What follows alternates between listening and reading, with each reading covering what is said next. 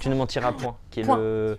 Avec l'acteur de Peaky Peaky Blinders, c'est d'Oppenheimer aussi. Ah ouais. Et c'est lui qui a l'initiative du projet. Et aussi l'histoire là sur les alcooliques. Des gens meilleurs. Ouais, puis ça parle d'un sujet qui a peu Évoqué, été ouais. évoqué au cinéma, Tout à donc fait, ouais. c'est ça qui est intéressant aussi d'aborder cet angle-là, quoi. Et tu me disais ici en fait que c'était le dépôt de l'ancienne gare qui était ici. Voilà, donc à l'extérieur, il y a l'ancienne gare de la locomotive. Donc il y avait une locomotive qui partait de Vannes et qui reliait plusieurs habitations plusieurs villes de la presqu'île, plutôt devrais-je dire, et qui arrivait ici. Et donc on peut aller voir peut-être. Ouais. Aujourd'hui, qui est la salle numéro 2, mais qui avant était la salle unique, la salle historique de la locomotive.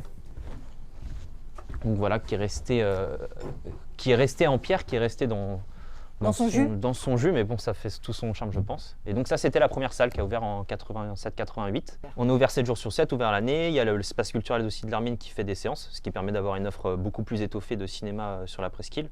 Donc pour les spectateurs et les habitants de la presqu'île, ça fait plus de cinéma. Mais après, nous, on est ouvert tous les jours, toute l'année, et on propose 6 à 8 séances tous les jours. Ouais, c'est ce que j'ai vu. On passe au cœur du cinéma. Là, sans ce lieu-là, il n'y a pas de cinéma. C'est la salle de projection. La température de la salle doit être autour de 21 degrés tout le temps. Donc il faut qu'on fasse attention à ça. Donc il y a de quoi réguler. Mais là, aujourd'hui, on va allumer la climatisation parce que les machines sont très fragiles. Et je crois qu'il y a le deuxième chef de gare de la locomotive qui arrive. Rasé de près. Ah, merci.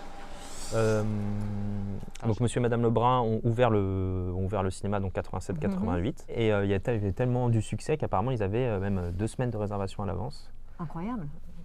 Oui, c'est des choses qui ne se font plus aujourd'hui.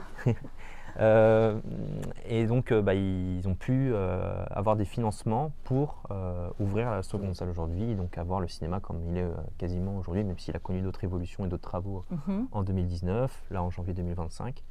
Mais puis il va continuer à évoluer.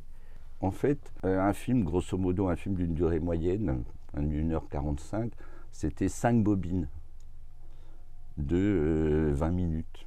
Avec l'amorce, machin, etc. Fallait être là tout le temps. Synchro. Ouais. Alors, est-ce qu'on est subventionné? On a des subventions, mais du après, CNC, il faut quand même dire aussi que la mairie quand même est très présente. Certes, il y a Vincent et Kevin, mais c'est pas que nous, la locomotive. On est 2 employés que les spectateurs voient parce qu'on a l'ouverture de la caisse, etc. Mais donc la mairie est quand même très présente du coup, pour les travaux. Il y a quand même un service de ménage aussi qui vient, les services techniques qui interviennent pour plusieurs interventions sur le bâtiment. La mairie prend en charge aussi beaucoup de coûts externes, notamment l'électricité, ce qui n'est pas négligeable. De toute façon, c'est la mairie qui a décidé de relancer la locomotive. Et on peut vous trouver où sur les réseaux sociaux? Alors, ça, il faut demander à Kevin. Principalement sur Facebook. Vous pouvez nous retrouver, on pose des actualités ou le programme toutes les semaines. On a également un canal WhatsApp et Instagram qui n'est pas développé aujourd'hui mais qui est amené à l'être. Et après, on a une page sur le site internet d'Arzon Événements. Et donc, vous pouvez retrouver sur le site d'Arzon Événements aussi le cinéma La Locomotive. Alors, piqûre de rappel, Arzon, la presqu'île de Ruisse, le cinéma La Locomotive, ici à Arzon, à 100 mètres de la mer, incroyable pour un cinéma. Et tous les derniers films à l'affiche. Enfin, voilà. Viens-y. Elle a tendu son écran géant, elle se fait des films.